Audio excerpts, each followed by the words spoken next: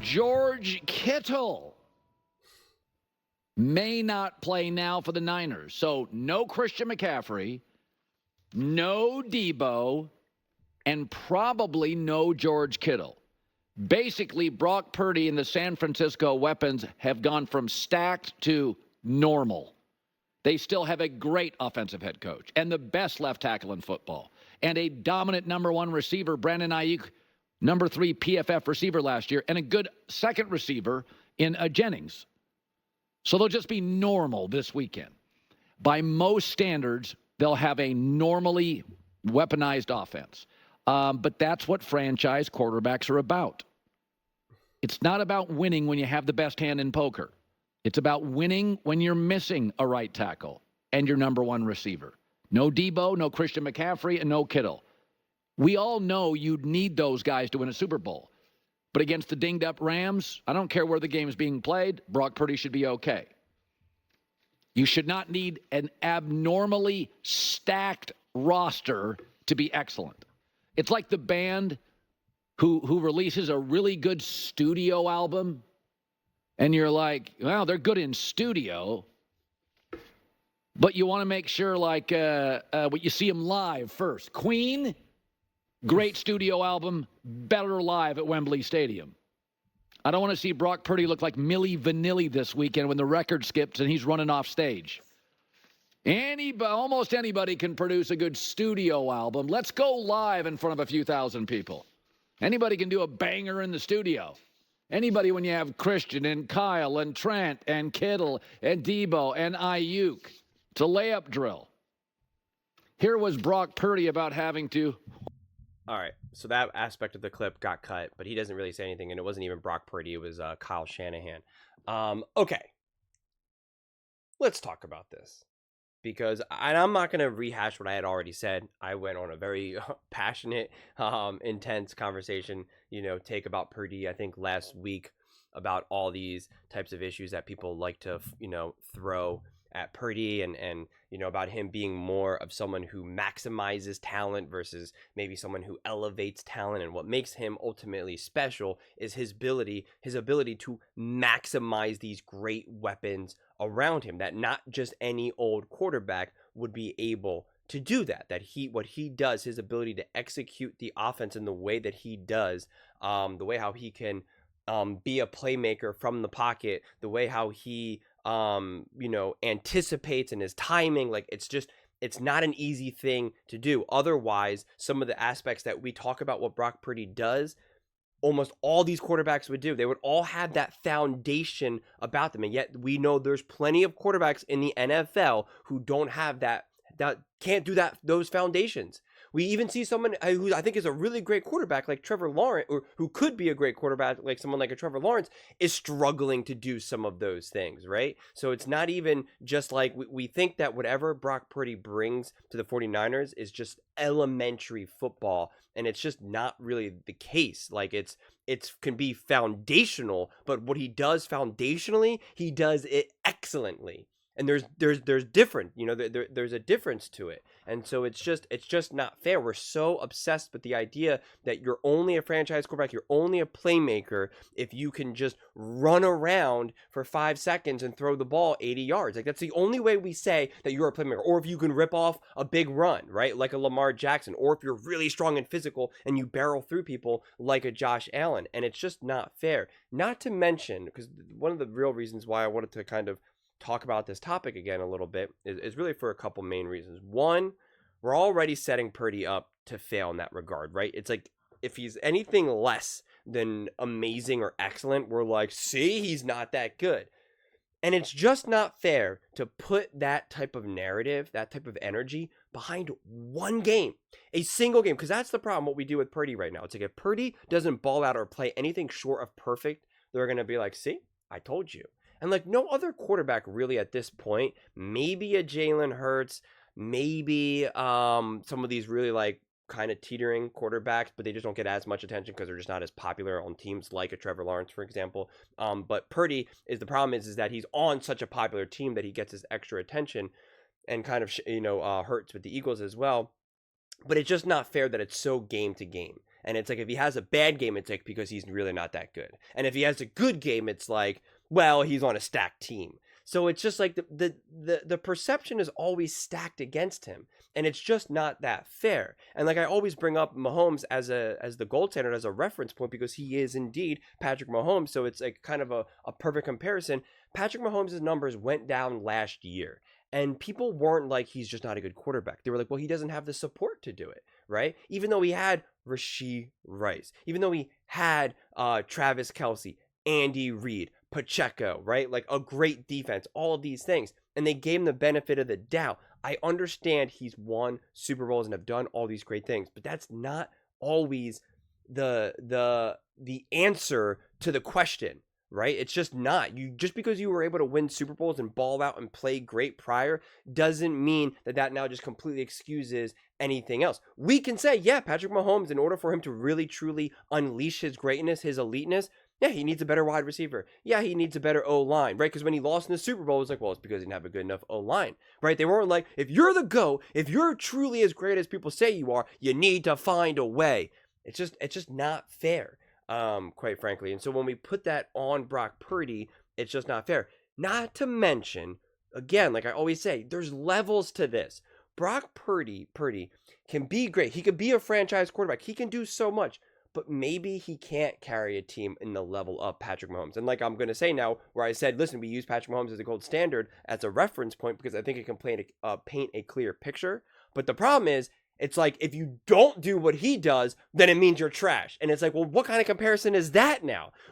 He's the gold standard. He's the high point, him and Tom Brady for the most part right now. And it's like, so if you can't do what Tom Brady does or you can't do what Patrick Mahomes does, that means you're just not good then? You're not a franchise quarterback? We're just going to throw you in the trash? You're a bottom 5, bottom 10 quarterback? Like, it's just not fair. The stakes that we create out of nothing just don't always make a lot of sense. And again, I was thinking about this earlier. I think arguably one of the best comps, and I'm not, and you got to really follow me. So like, don't get too lost, especially for the people who are Brock Purdy haters, because they might lose their mind when I make this comparison. Okay. You have LeBron James and Steph Curry. Okay. LeBron James, because of his physicality, because of what he can do, because of his size, his strength, and the type of his game, he is in a better position to truly carry a team, right? He can carry a team and do more with less, right? And then you have someone like Steph Curry, who is undeniably one of the greatest basketball players ever, right? I mean, that's just, well, I'm not going to debate that. But he can't technically carry a team in a way that, say, LeBron could. Yet you could absolutely make an argument that you're better off getting Steph Curry on your team and building around Steph than building around LeBron, especially in the nature of how the game works now. But again, it all depends on who is around you, right? If you have a really kind of average team, it might be a lot harder to kind of go farther with Steph than with LeBron. But if you have some really nice pieces around you, then you can make the argument that you're better off with Steph rather than LeBron. It's not just all or nothing. It's not 1000% one or the other. The answer, like most things, are it depends. So the problem is like I find that Purdy, in a lot of ways, again, yes, he will truly be able to be at his best when he has a great team around him, because then he shows his masterfulness of executing the offense, of finding the right people, with the anticipation, with the timing, of minimizing his mistakes, which we now see. All of this year is a perfect representation of how frequently we see quarterbacks make mistakes. We see it from the rookies who are really magnifying it to even seasoned veterans, right? We see it, that making mistakes is a legitimate thing that virtually all quarterbacks make. Patrick Mahomes himself, Tom Brady himself. And what makes Purdy really, really good is that very rarely does he make the wrong play. He makes the right throw to the right receiver at the right time. That is a superpower. I know it's not a big, fancy, sexy superpower. I get it, right? I get it. But it is. It really, really is. And that's what Purdy can do. So, yeah, if you don't give Purdy the weapons to be able to do something with it, then yeah, you're right, right? Another good example of this is you have some chefs who can make like the most amazing meal with like the lowest, most average level quality ingredients. While you have other chefs who can they can't do that, but if you give them the finest ingredients, they can make a masterpiece. That's probably more who Purdy is. But that doesn't mean we should then use that against him. I don't use it against Steph to be like, well, he's really not as great because, like, he's only 6'2", and so he really can't play hard defense, and it's harder for him to take over a game if his shot's not working. I don't use that against him. I just recognize that they're different players. LeBron and Steph are completely different. But who won the Olympics? It was Steph Curry, right? And like, but it's just not this all or nothing thing, and that's really what I want to emphasize. And now it's like we name all these names. He's without Debo. He's without Kittle. He's without Christian McCaffrey, and it's like, oh, so he's missing a lot of people right now. Like, I understand it's still a pretty good team. You got Ayuk, you got some of these weapons and stuff. I get it, but like, come on. And he says other people can do it, and no, other people don't do it. Dak Prescott has not won a Super Bowl, right? Matthew Stafford and the Rams, he needed to have Sean McVay. He needed to have not only Cooper Kupp, but also Odell Beckham Jr., right? They also needed to make the trade from the Broncos, and now he's with the Bills. His name has completely slipped my mind. They had to get him on defense. They had to add extra pieces. And so I know Colin is super high on Matthew Stafford, and so am I. I love Stafford. I think he is absolutely a top quarterback as well. But he still needed extra. Just having Cooper Kupp wasn't enough. He needed Odell. OBJ balled out in the Super Bowl. Unfortunately, got injured, but that was incredibly necessary, right? So it's just not fair when oh God, Joe Burrow kind of struggled a little bit or couldn't beat the Chiefs. We're like, well, T. Higgins wasn't there. If T. Higgins is there, the offense completely changes. True, right? And same thing with Josh Allen, who we talk about being able to carry a team all the time. And you guys know that I am mega high on Josh Allen. But I also always say, well, Josh Allen only has so much help. He only has so much support, right? Like, there's some of these other issues. So it's just not fair from my viewpoint that Purdy doesn't ever get some of these explanations, right? Do I think that Purdy is better and the 49ers as a whole are better when you have these other great stacked weapons? Absolutely. But do I think that Purdy, like, there's the feeling that if he doesn't have a stacked team, that Purdy now essentially becomes like a backup quarterback. And I don't think that's fair. Because again, give stacked weapons to some of these other quarterbacks, and we know that they won't just automatically succeed. They just won't. They just won't.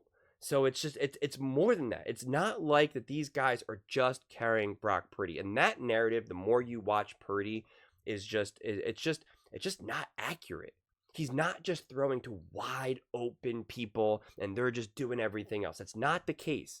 It's his touch, his throws, his timing, his anticipation, his reads. Like it's a lot more than that. And he's executing the offense the way it's supposed to be executed. Something that many, many, many quarterbacks struggle with. Many top quarterbacks struggle with.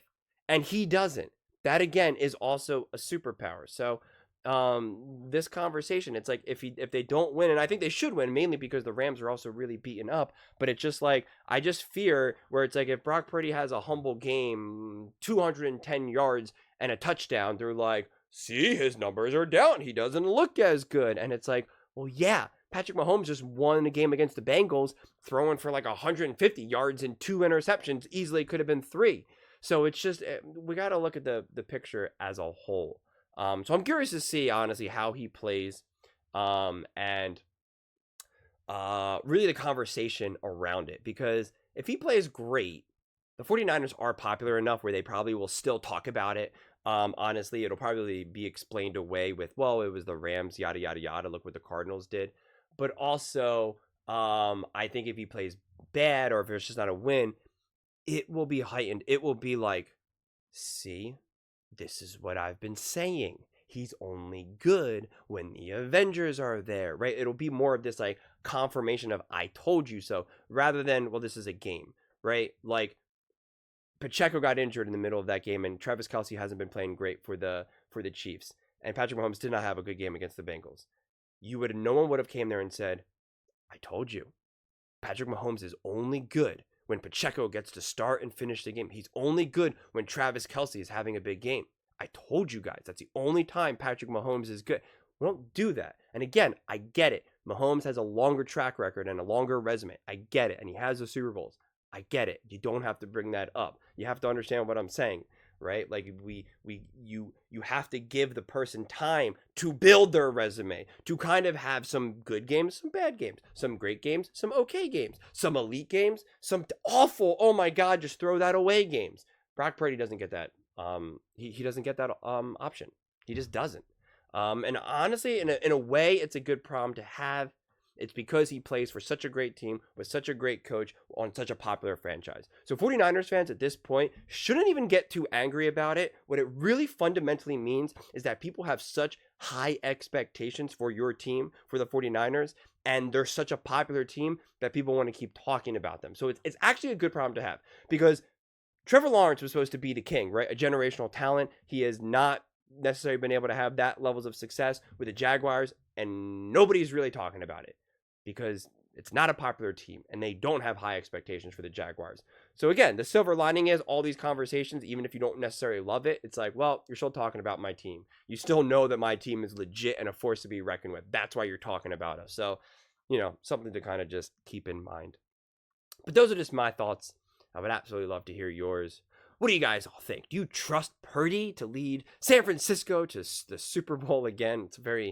It seems like a very intense question to ask in week 3. Let me know in the comments below. I read every single comment. So whether you agree with me or disagree with me, either way, let's get in some discussions. Let's get in some fights. But ultimately, let's just have some fun. And please do consider subscribing. We are building an amazing community here, and I would absolutely love to see you part of it. I want to build something that we all genuinely feel connected to. Something that we're really excited to be part of. I think we're well on our way to doing it. And please don't forget to give this video a thumbs up, as it really does help with the visibility and the algorithm. Thank you so much, and see you next time.